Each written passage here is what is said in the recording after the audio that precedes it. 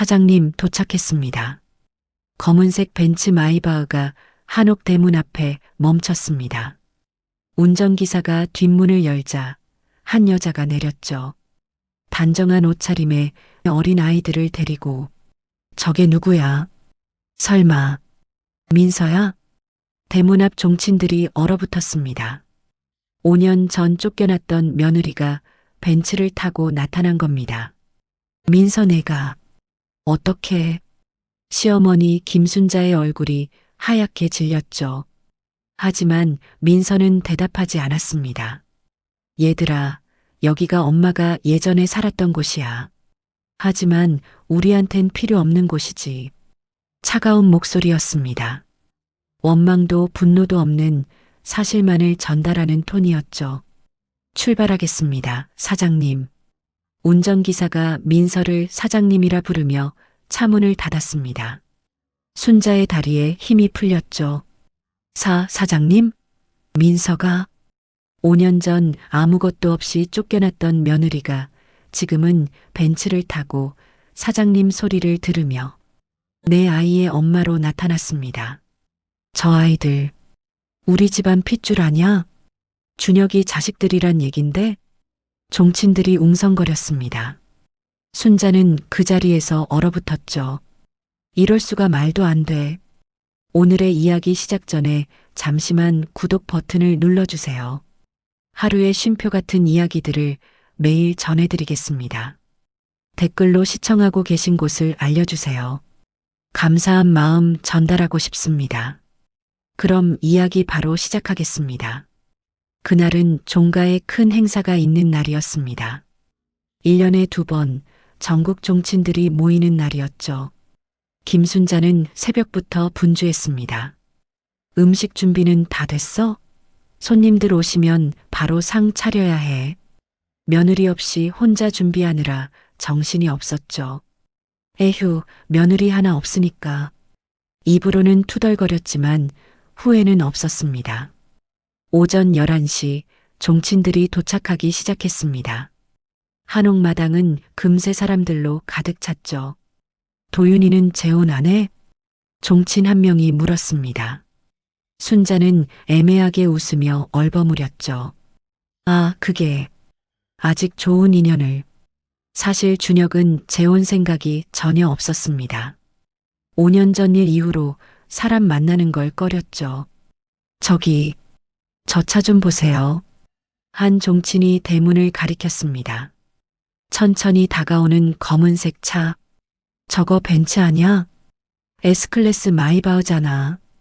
웅성거림이 퍼졌습니다. 마이바흐는 수억 원대 차였죠. 누가 오는 거야? 순자도 고개를 갸웃거렸습니다. 초대하지 않은 손님이었죠. 차가 대문 앞에 멈췄습니다. 운전기사가 뒷문을 열었죠. 엄마, 여기가 어디야? 어린 목소리가 들렸습니다. 4명의 3살배기 남자아이들이 내렸죠. 그리고 아이들 손을 잡고 내린 여자. 순자의 입이 벌어졌습니다. 민서야? 5년 전 내쫓았던 며느리 최민서였습니다. 저 여자가 민서 맞아? 저 아이들은 누구야? 종친들이 수군거렸습니다. 민서는 담담한 표정으로 아이들을 바라봤습니다. 얘들아, 여기가 엄마가 예전에 살았던 곳이야. 너희 할머니 댁이고. 아이들이 고개를 끄덕였죠. 하지만 우리한텐 필요 없는 곳이지. 그 말에 순자의 얼굴이 새하얗게 질렸습니다. 민서야, 잠깐만. 하지만 민서는 돌아보지 않았습니다. 아이들을 다시 차에 태우기 시작했죠. 사장님, 바로 출발할까요? 운전기사가 공손하게 물었습니다. 주변이 술렁였습니다. 사장님? 지금 민서를 사장님이라고 불렀어? 종친들의 웅성거림이 커졌죠. 운전기사는 민서를 차에 태우며 조용히 말했습니다. 도련님들, 오늘도 수고 많으셨습니다. 장거리 이동 힘드셨죠? 민서가 부드럽게 답했습니다. 애들이 생각보다 잘 견뎌줬어요. 그나저나 이 아이들 정말 특별한 것 같아요. 운전기사가 백미러로 아이들을 보며 미소 지었습니다. 당연하죠. 도련님들은 어릴 적부터 컴퓨터 다루는 감각이 남다르십니다. 미국 쪽 기업에서도 이미 주목하고 계시잖아요. 그 말을 듣는 순간 순자의 눈이 커졌습니다. 미국 기업? 컴퓨터? 하지만 차는 이미 출발하고 있었습니다. 순자는 멍하니 뒷모습을 바라볼 수밖에 없었죠. 저 애들이 우리 핏줄이라고? 준혁이 자식들이란 말이야? 종친 한 명이 중얼거렸습니다. 순자의 머릿속이 하얗게 비워졌죠. 내가 뭘 쫓아낸 거지? 5년 전 아무것도 없는 며느리를 내쫓았습니다. 하지만 지금 그 며느리는 벤츠를 타고 사장님 소리를 들으며 미국 기업이 주목하는 내 아들을 데리고 나타났죠. 이럴 수가. 순자는 그 자리에서 무너져 내렸습니다. 종친들은 걱정스럽게 바라봤지만 누구도 뭐라 할 수 없었습니다. 이미 모든 게 끝나버린 뒤였으니까요.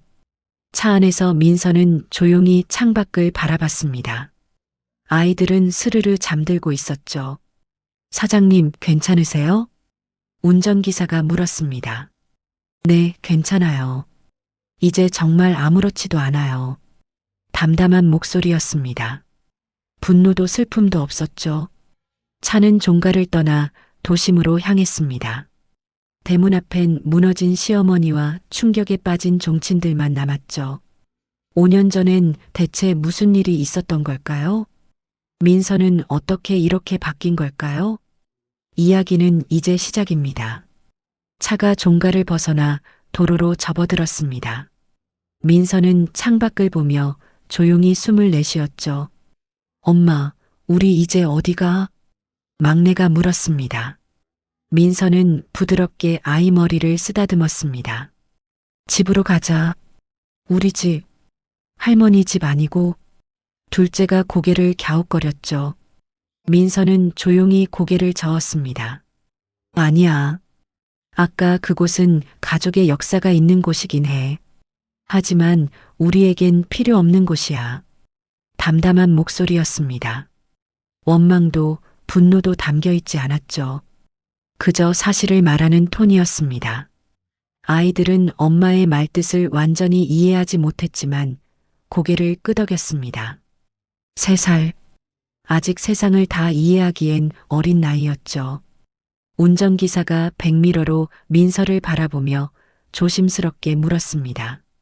사장님, 괜찮으십니까? 네, 괜찮아요. 오히려 후련하네요. 민서가 담담하게 답했습니다. 운전기사는 잠시 침묵하다 말을 이었죠. 도련님들이 많이 피곤하신 것 같습니다.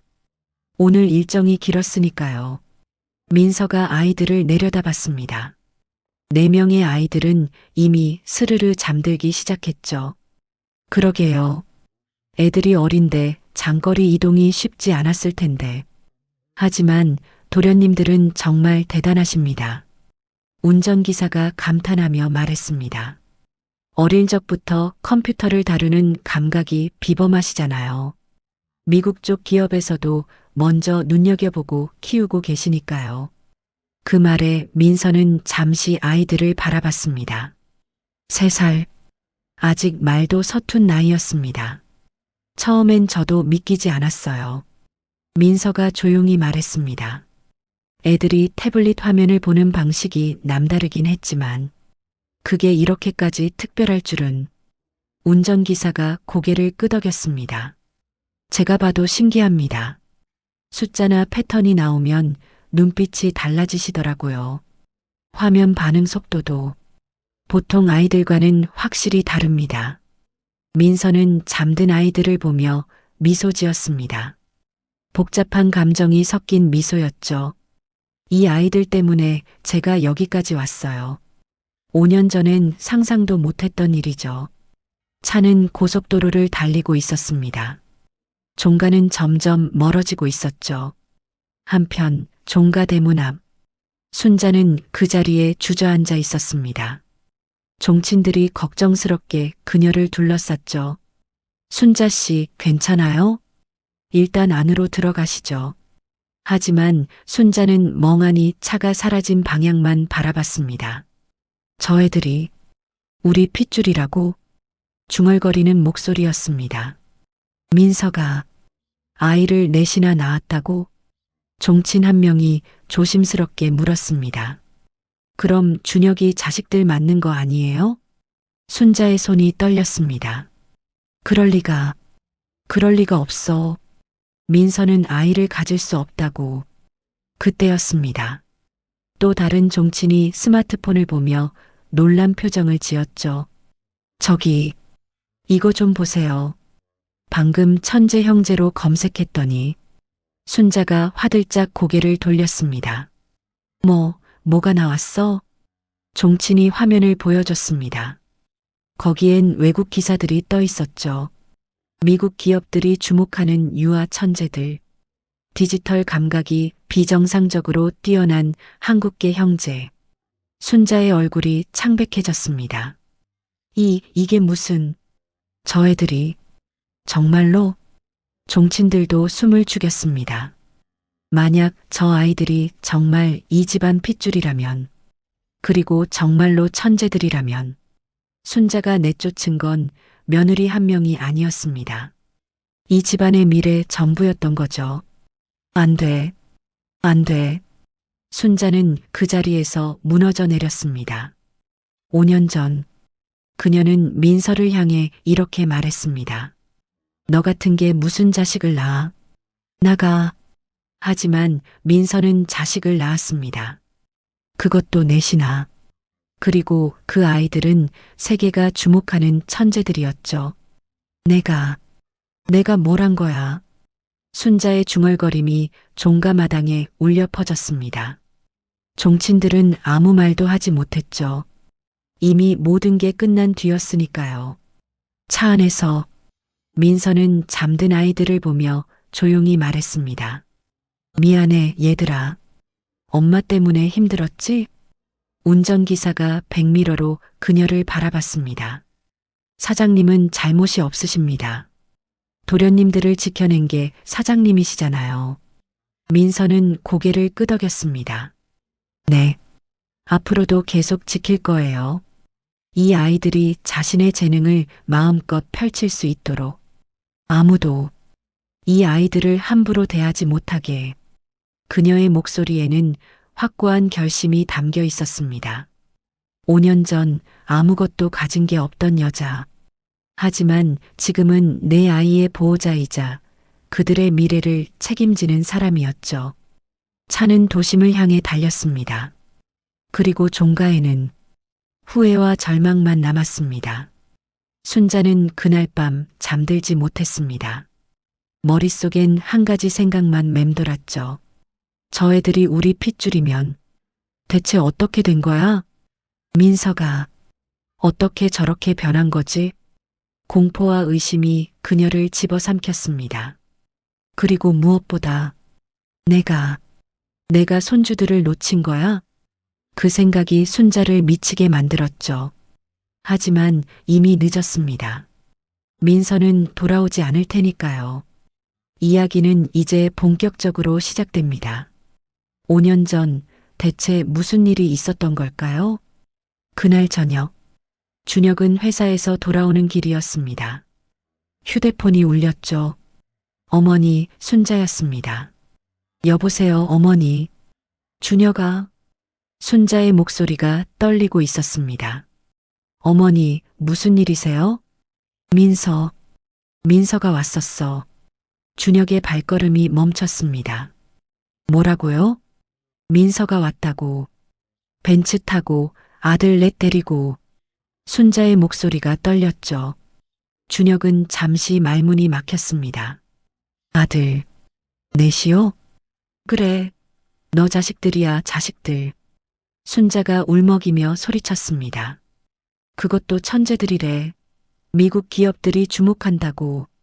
준혁은 그 자리에 멈춰 섰습니다. 머릿속이 하얗게 비워졌죠. 잠깐만요.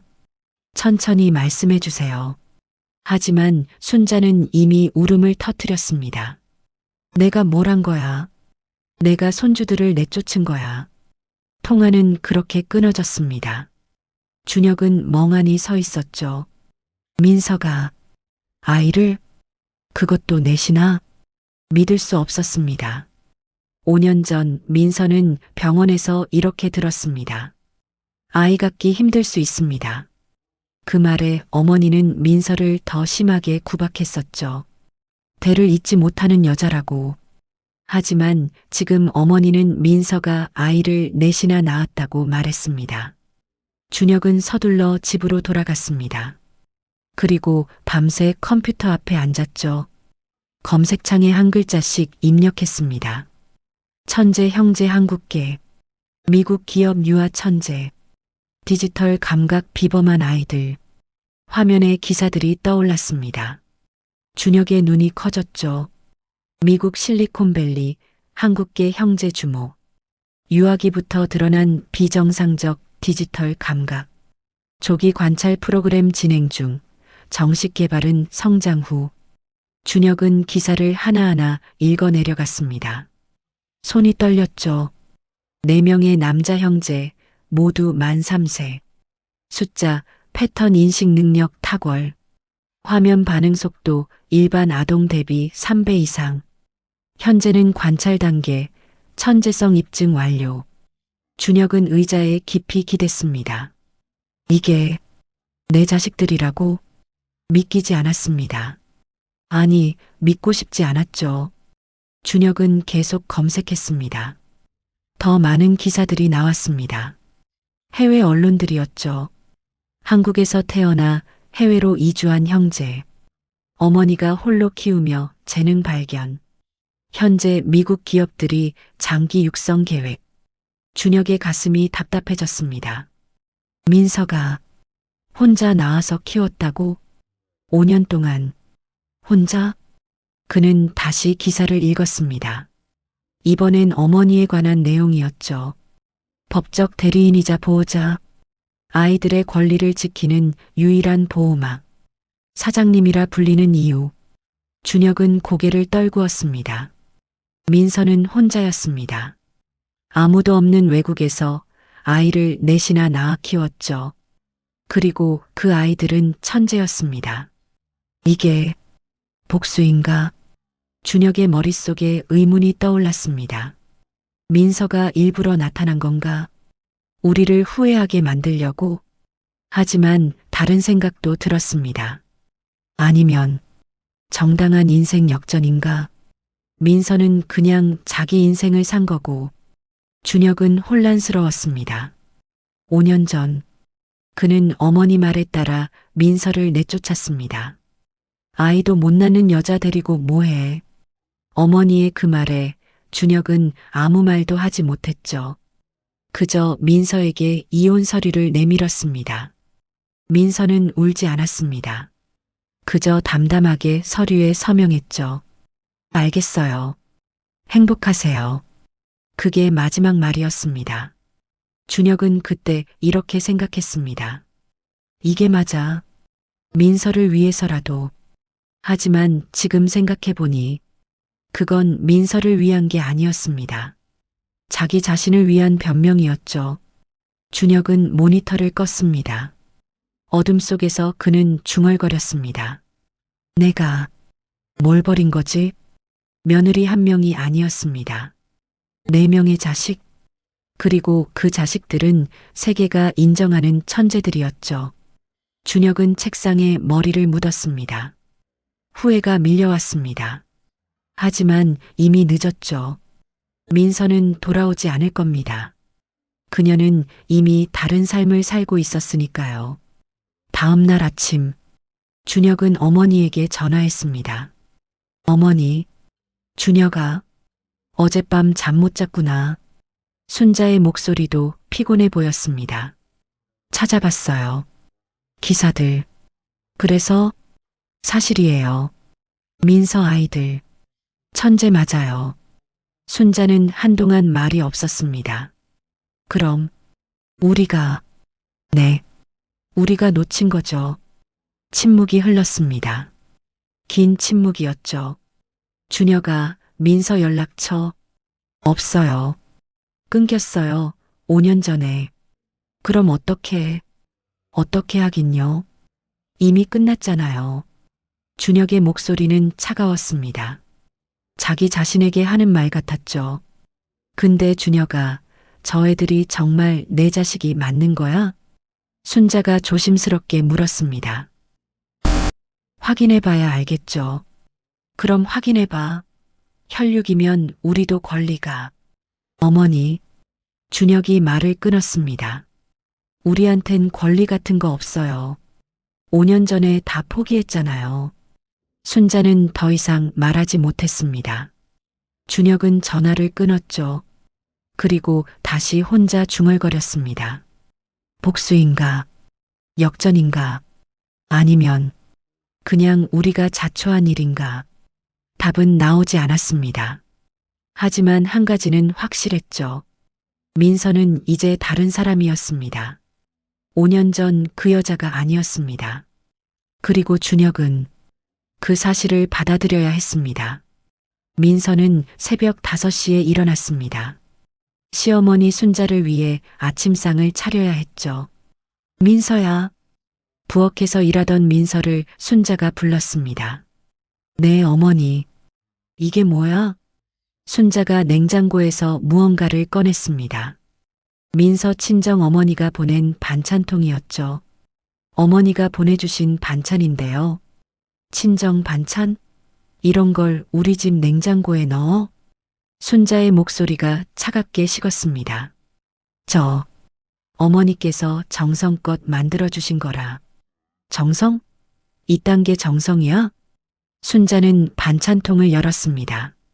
그리고 그대로 쓰레기통에 버렸죠. 어머니, 민서가 황급히 달려들었습니다. 하지만 이미 늦었습니다. 앞으로 친정 음식 반입 금지야. 알아들었어? 순자는 냉정하게 말했습니다. 민서는 쓰레기통을 바라보며 눈물을 삼켰죠. 그날 오후 이웃 부인들이 종가를 방문했습니다. 어머니, 손님 오셨어요. 민서가 차를 준비하러 갔습니다. 거실에선 순자와 이웃들의 대화가 들렸죠. 민서 씨는 아직 소식이 없으세요? 에휴, 말도 마세요. 순자가 한숨을 쉬었습니다. 결혼한 지가 언젠데 아직도. 병원에서 뭐래요? 아이 갖기 힘들대요. 몸이 약해서. 민서의 손이 떨렸습니다. 그건 사실이 아니었습니다. 병원에서는 힘들 수 있다고 했지 못 갖는다고 하지 않았죠. 그럼 어쩌려고요? 준혁이한테 새선 보라고 해야죠, 뭐. 민서는 그 자리에 얼어붙었습니다. 차를 들고 들어갔을 때 이웃들의 시선이 민서에게 쏠렸죠. 동정과 비웃음이 섞인 눈빛이었습니다. 민서는 차를 내려놓고 방으로 돌아왔습니다. 그리고 이불을 뒤집어 쓰고 울었죠.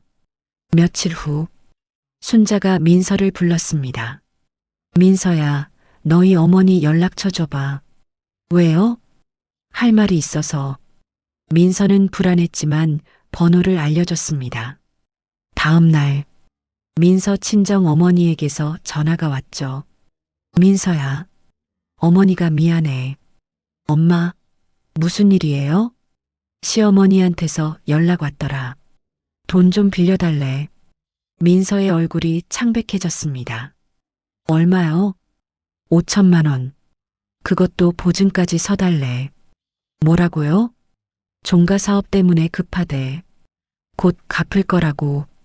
민서는 핸드폰을 꽉 쥐었습니다. 엄마, 그거 하지 마세요. 근데 민서야, 거절하면 너 입장이. 괜찮아요. 제가 알아서 할게요. 전화를 끊고 민서는 순자를 찾아갔습니다. 어머니, 제 친정 엄마한테 왜 그러세요? 왜긴 돈이 필요하니까. 순자는 태연했습니다. 5천만 원은 너무 큰 돈이에요. 게다가 보증까지. 그게 며느리가 할 일 아니야?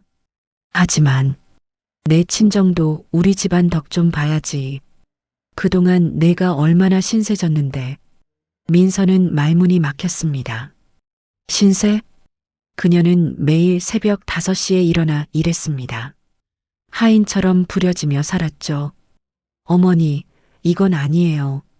뭐가 아니야? 내가 대를 잇지 못하잖아. 순자가 소리쳤습니다. 그것만으로도 미안해야지. 이것도 못해줘? 민서는 그날 밤 울면서 잠들었습니다. 일주일 후, 민서는 쓰러졌습니다. 과로였습니다. 하루 16시간씩 일하며 버틴 몸이 한계에 달한 거죠. 응급실로 실려갔습니다. 준혁이 달려왔습니다. 민서야, 괜찮아? 응. 민서는 힘없이 대답했습니다. 순자도 왔습니다. 하지만 걱정하는 얼굴이 아니었죠. 의사 선생님이 뭐래? 과로래요.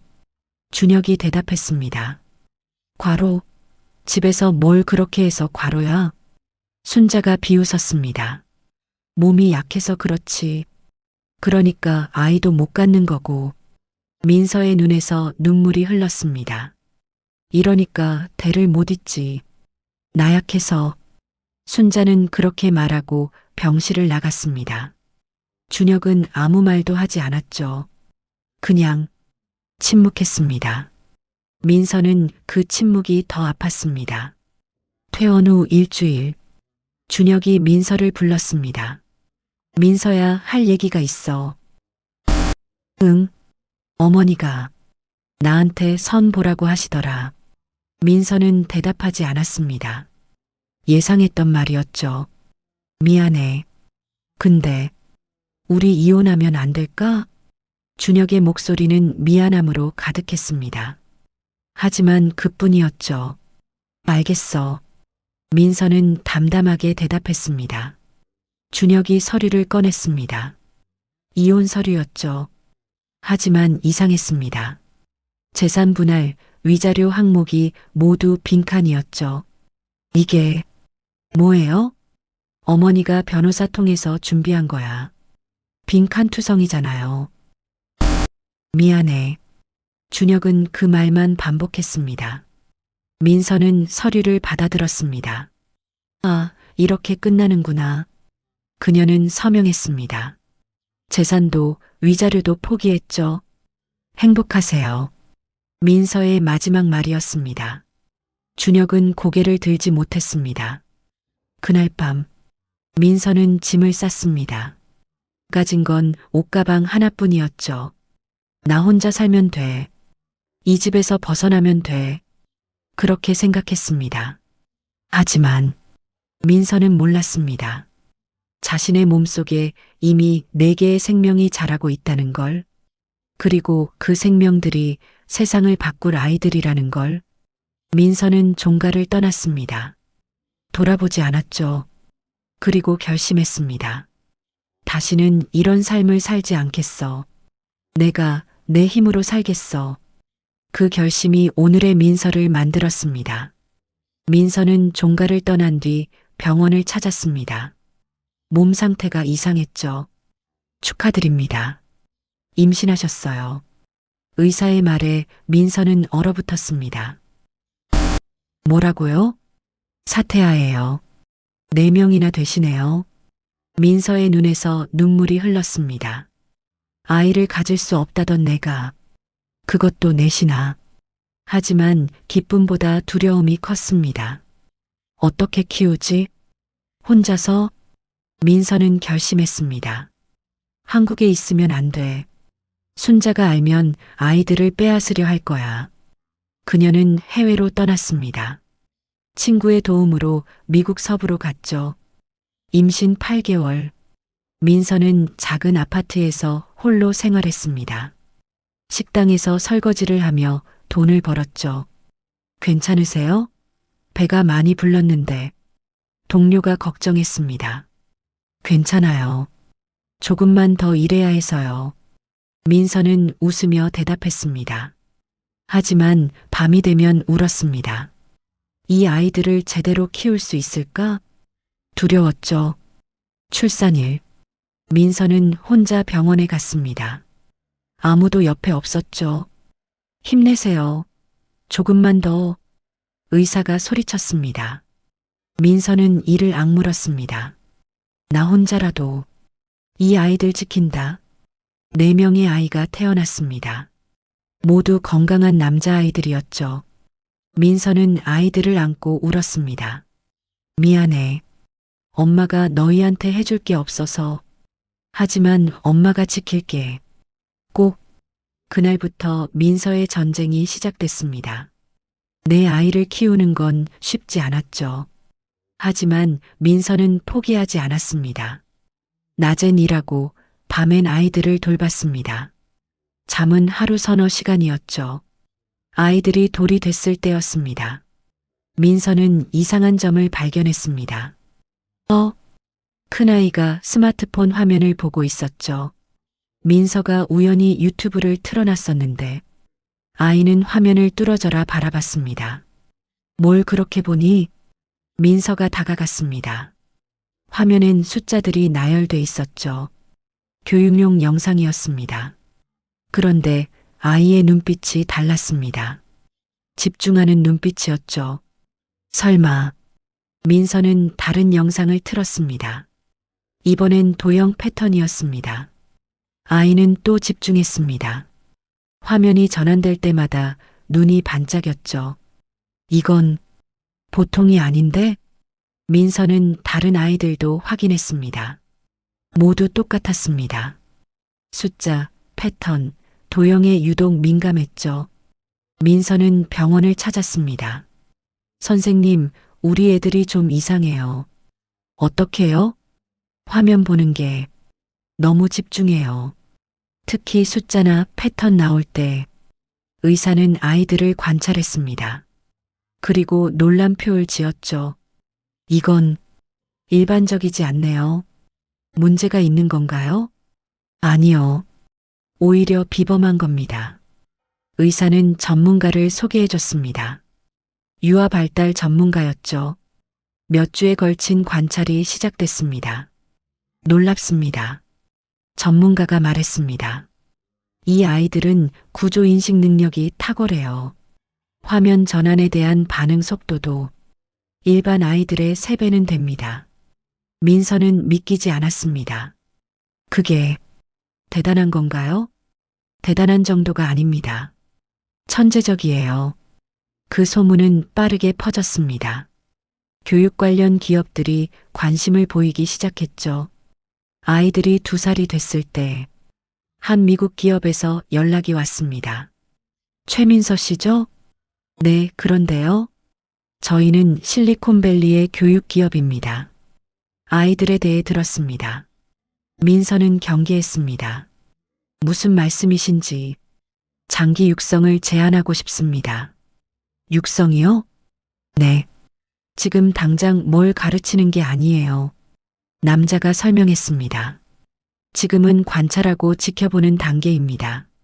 아이들의 재능이 자연스럽게 자라도록 환경을 제공하는 거죠. 그럼 개발이 아니라. 맞습니다. 개발은 아이들이 충분히 자란 후에나 가능합니다. 지금은 그저 키우는 단계예요. 민서는 조심스러웠습니다. 조건이 뭔가요? 최민서 씨가 아이들의 법적 대표가 되는 겁니다. 모든 결정권은 어머니께 있습니다. 저희는 그저 지원할 뿐이죠. 민서는 며칠을 고민했습니다. 이게 아이들한테 좋은 걸까? 아니면 또 다른 착취일까? 하지만 계약서를 보고 마음이 움직였습니다. 아이들의 권리가 철저히 보호됐죠. 민서가 모든 결정권을 갖고 있었습니다.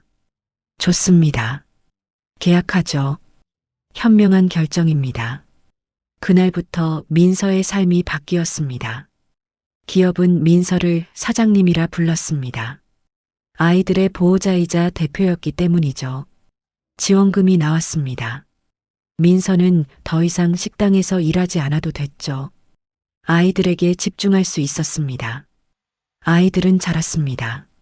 3살이 됐을 때 그들의 재능은 더욱 명확해졌죠. 태블릿을 주면 몇 시간씩 집중했습니다. 숫자 게임, 패턴 맞추기, 구조인식, 모든 걸 놀이처럼 해냈죠. 이 아이들은 전문가가 감탄했습니다. 미래의 엄청난 인물들이 될 겁니다. 민서는 아이들을 보며 생각했습니다. 이 아이들 때문에 내가 여기까지 왔구나. 순자가 버렸던 이 아이들이 세상이 인정하는 천재들이구나. 민서는 미소 지었습니다. 복수가 아니었습니다. 그저 아이들을 지킨 것뿐이었죠. 그리고 그 결과가 지금이었습니다. 5년의 시간이 흘렀습니다. 민서는 더 이상 약한 며느리가 아니었습니다. 내 아이를 지키는 강한 엄마였죠. 그리고 세상이 인정하는 사장님이었습니다. 민서가 종가를 다녀간 후 일주일, 소문은 삽시간에 퍼졌습니다. 들었어?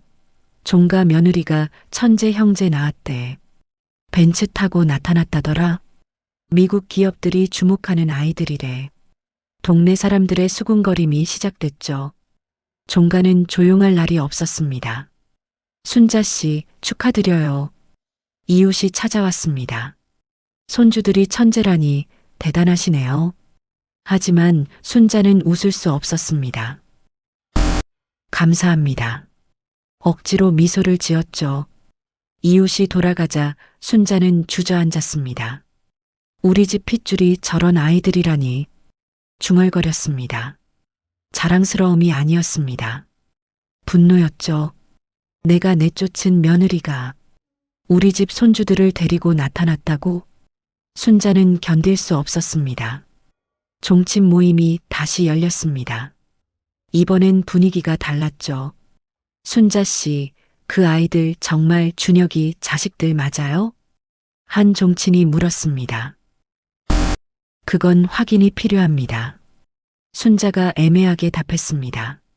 확인이요? 그럼 혈연 검사라도 해야 하는 거 아니에요? 그건 만약 우리 핏줄이 맞다면 또 다른 종친이 끼어들었습니다. 그 천재 아이들이 우리 종가 혈통이란 얘기잖아요.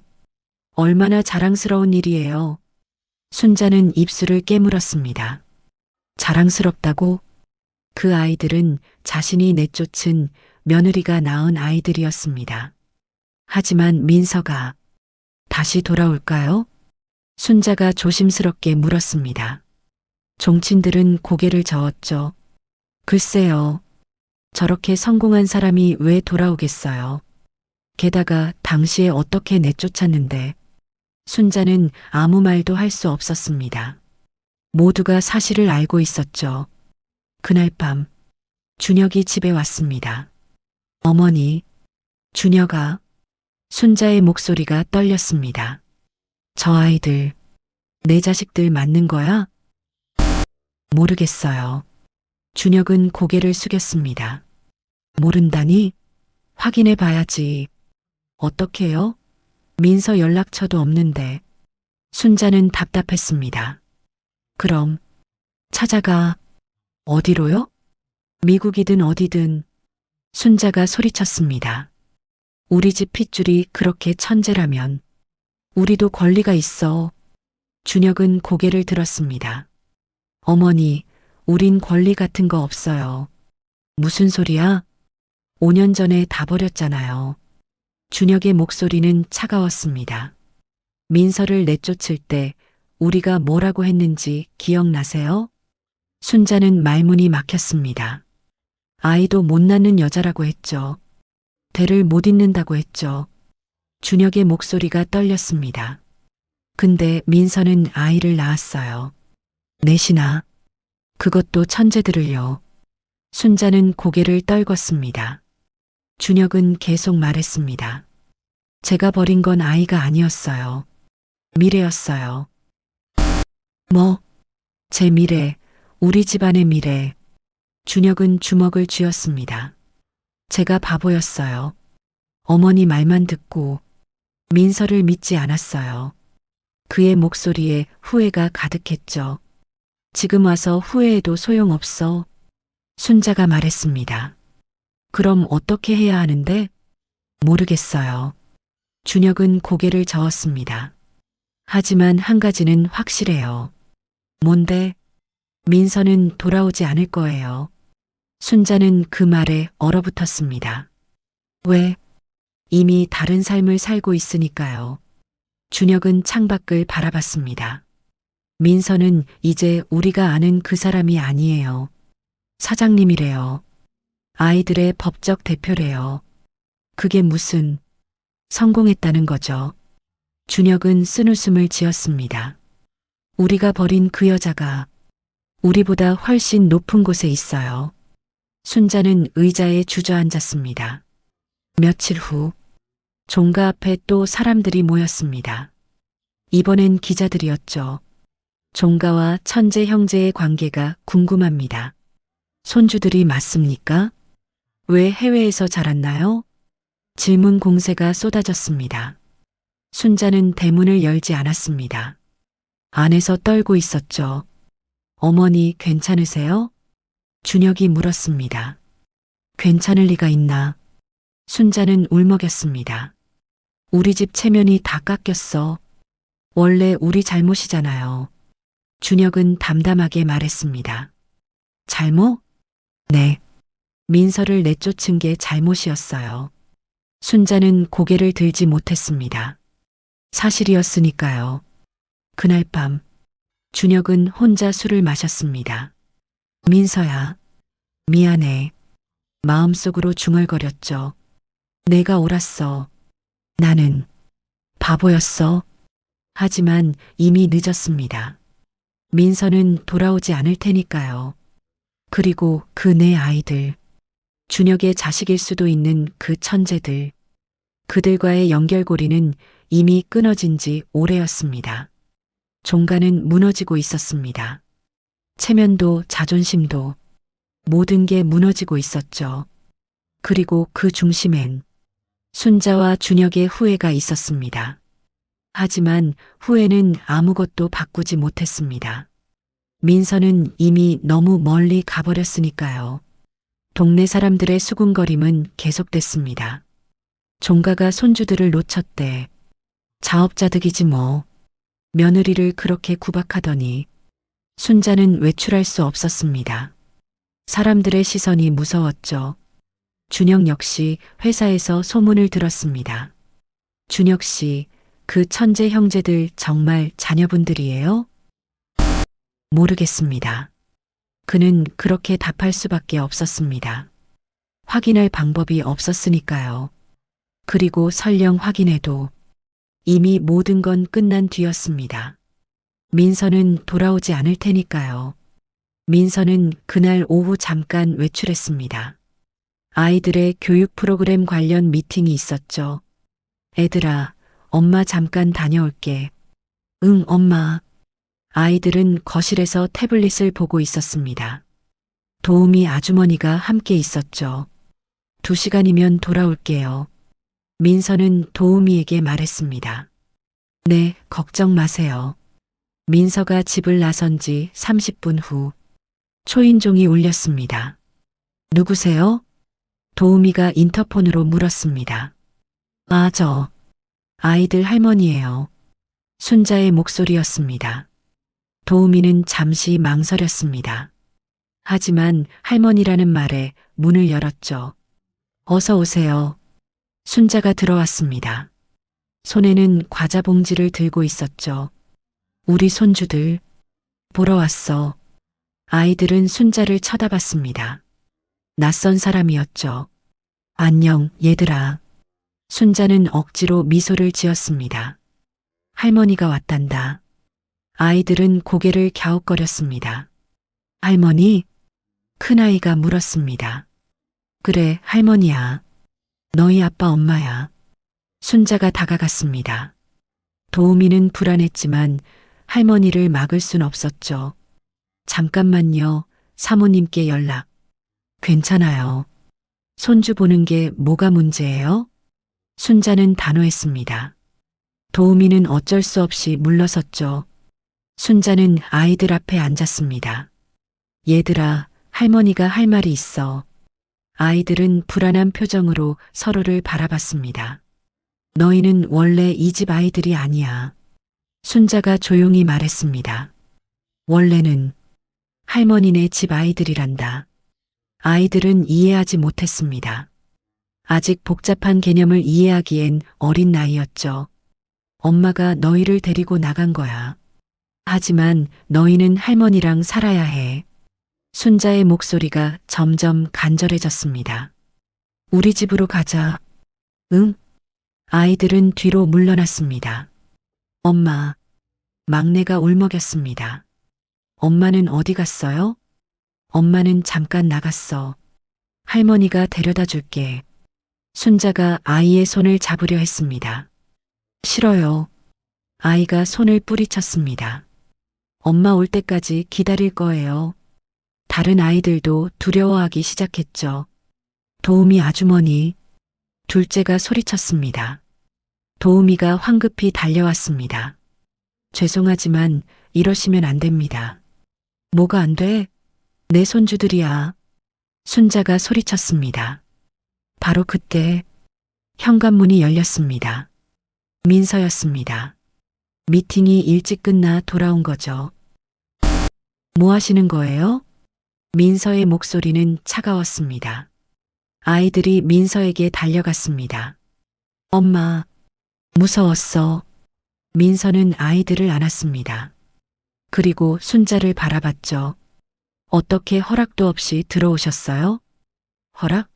내 손주들 보는데 무슨 허락이 필요해? 순자가 당당하게 말했습니다. 민서는 아이들을 도우미에게 맡겼습니다. 방으로 데려가 주세요. 네, 사모님. 아이들이 방으로 들어가자 민서는 순자를 정면으로 마주했습니다. 다시는 이러지 마세요. 뭐, 내가 감히. 아이들이 무서워했어요. 민서의 목소리가 떨렸습니다. 당신이 무슨 짓을 했는지 아세요? 손주 보는 게 무슨 짓이야? 아이들한테 거짓말했잖아요. 민서가 말했습니다. 할머니랑 살아야 한다고요? 사실이잖아. 저 애들은 우리 핏줄이야. 핏줄이면 다예요? 민서는 차갑게 웃었습니다. 5년 전엔 핏줄이고 뭐고 다 버렸잖아요. 순자는 말문이 막혔습니다. 이제 와서 손주라고? 민서의 목소리에 분노가 섞였습니다. 너무하시는 거 아니에요? 민서야, 내가 잘못했어. 순자가 갑자기 무릎을 꿇었습니다. 그때 내가 미쳤었어. 제발, 일어나세요. 민서는 냉정했습니다. 이제 늦었어요. 민서야, 법적으로 대응하겠습니다. 민서의 말에 순자는 얼어붙었습니다. 뭐라고? 불법 침입, 아동 회유 시도. 민서는 담담하게 말했습니다. 충분히 고소할 수 있어요. 내가 정말 아이들을 지킬 거예요. 누구한테서든. 민서는 문을 열었습니다. 나가주세요. 순자는 떨리는 다리로 일어섰습니다. 민서야, 제발. 나가세요. 민서는 단호했습니다. 순자는 울면서 집을 나갔습니다.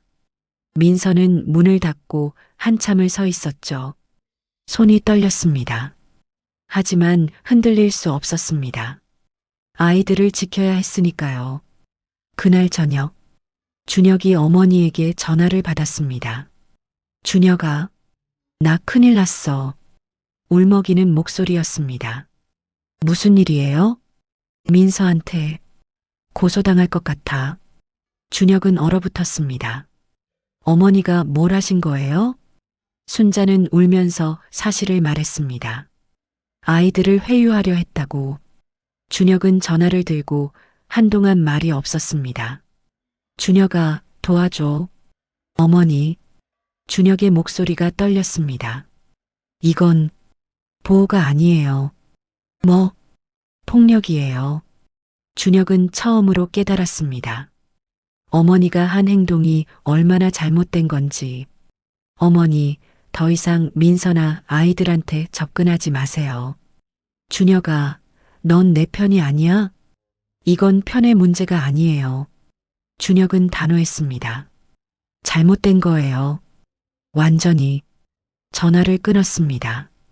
준혁은 창밖을 바라봤습니다. 민서, 미안해. 어머니가, 우리가 너무 심했어. 하지만 사과는 전해지지 않았습니다. 민서에게 연락할 방법이 없었으니까요. 그리고 설령 연락한다 해도 이미 모든 건 끝난 뒤였습니다. 민서는 아이들을 안고 밤새 깨어 있었습니다. 이제 정말 끝내야 해. 법적으로든 어떻게든 아이들을 지켜야 해. 그녀의 결심은 확고했습니다. 누구도 그 어떤 핏줄도 아이들을 위협할 수 없었습니다. 민서는 변호사를 만났습니다. 접근금지 가처분 신청하겠습니다. 변호사가 서류를 준비했죠. 아이들 안전이 최우선입니다. 감사합니다. 민서는 담담하게 답했습니다. 일주일 후 법원의 결정이 나왔습니다. 순자와 준혁은 민서와 아이들에게 100m 이내 접근 금지, 연락도 금지됐죠. 순자는 그 통지서를 받고 무너졌습니다. 내가 뭘 한 거야? 종가는 조용해졌습니다. 찾아오는 사람도 없었죠. 모두가 종가의 잘못을 알고 있었습니다. 준혁은 회사를 그만뒀습니다. 더 이상 일할 기력이 없었죠. 준혁 씨, 괜찮으세요? 동료가 물었습니다. 아니요. 괜찮지 않아요.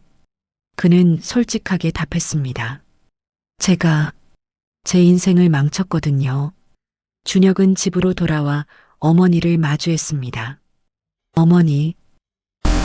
응, 우리가 잘못했어요. 순자는 대답하지 않았습니다. 알고 있었으니까요. 민서한테 사과하고 싶어요. 할 수 없어. 접근금지 당했잖아. 편지라도 받아줄 것 같아? 순자가 쓴웃음을 지었습니다. 우리가 한 짓을 생각하면 준혁은 고개를 숙였습니다. 맞는 말이었죠. 그날 밤 준혁은 편지를 썼습니다. 보낼 수 없는 편지였습니다. 민서야, 미안해. 내가 옳았어. 나는 너무 늦게 깨달았어. 아이들 잘 키워줘. 그게 내가 바랄 수 있는 전부야. 펜을 놓았습니다. 눈물이 떨어졌죠. 하지만 편지는 보내지지 않았습니다. 민서에게 닿을 방법이 없었으니까요. 시간이 흘렀습니다. 1년, 2년, 3년. 아이들은 자랐습니다. 6살이 됐을 때 그들의 재능은 더욱 명확해졌죠. 이 아이들은 정말 놀랍습니다. 미국 기업의 담당자가 말했습니다. 수학적 사고, 논리적 구조, 프로그래밍 감각, 모든 면에서 비범해요. 민서는 아이들을 바라봤습니다. 4명의 아이들은 각자의 재능을 키우고 있었죠. 엄마, 나 이거 만들었어. 큰아이가 태블릿을 들고 왔습니다. 간단한 게임 프로그램이었죠. 우와, 대단한데? 민서가 웃으며 말했습니다. 할머니한테도 보여줄까? 둘째가 물었습니다. 민서는 잠시 멈칫했습니다. 아이들은 가끔 할머니를 언급했습니다. 그날의 기억 때문이었죠. 할머니는 멀리 계셔. 민서가 조심스럽게 말했습니다. 우리랑 살 수 없어? 아니, 그건 아니고. 민서는 말을 흐렸습니다. 어떻게 설명해야 할까요? 엄마, 괜찮아. 큰아이가 말했습니다. 우린 엄마랑 있으면 행복해. 민서는 아이를 안았습니다. 눈물이 났죠. 고마워, 얘들아. 아이들은 자랐습니다. 10살이 됐을 때 그들은 이미 각 분야에서 주목받는 존재였죠. 프로그래밍, 수학, 인공지능, 로봇공학. 4명 모두 다른 재능을 보였습니다. 이 아이들은 미래를 바꿀 겁니다. 전문가들이 입을 모았습니다. 민서는 자랑스러웠습니다. 하지만 동시에 조심스러웠죠. 얘들아, 너희가 천재라고 해서. 응, 알아. 아이들이 웃었습니다.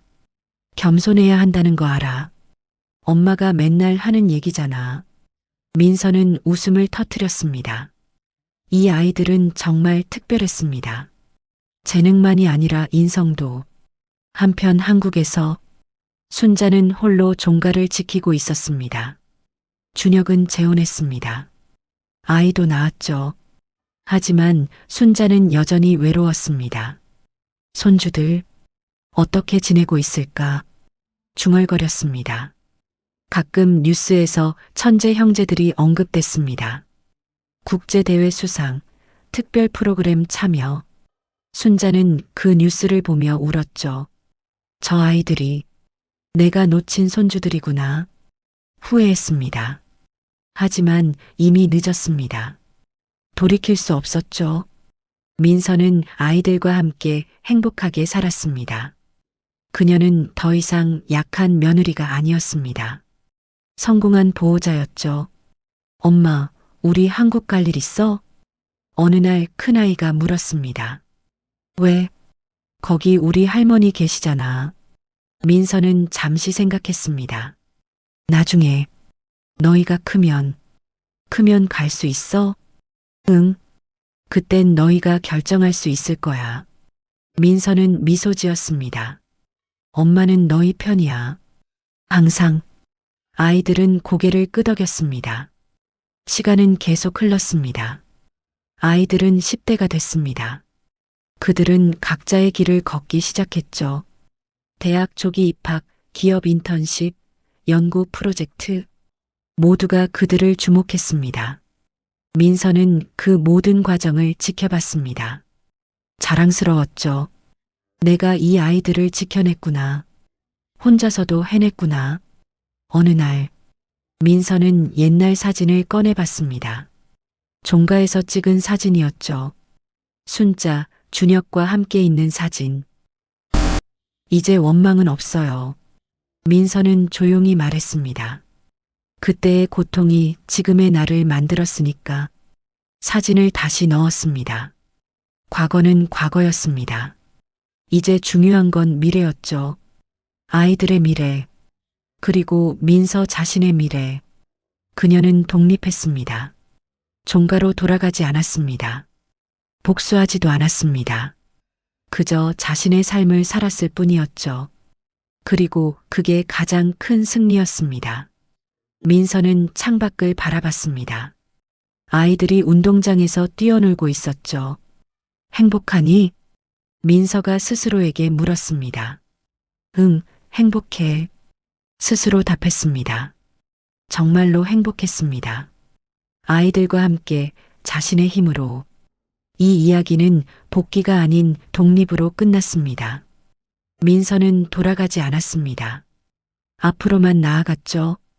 그리고 그 길 위에서 진짜 행복을 찾았습니다. 종가는 여전히 그 자리에 있었습니다. 하지만 민서와 아이들은 이미 훨씬 높은 곳에 있었습니다.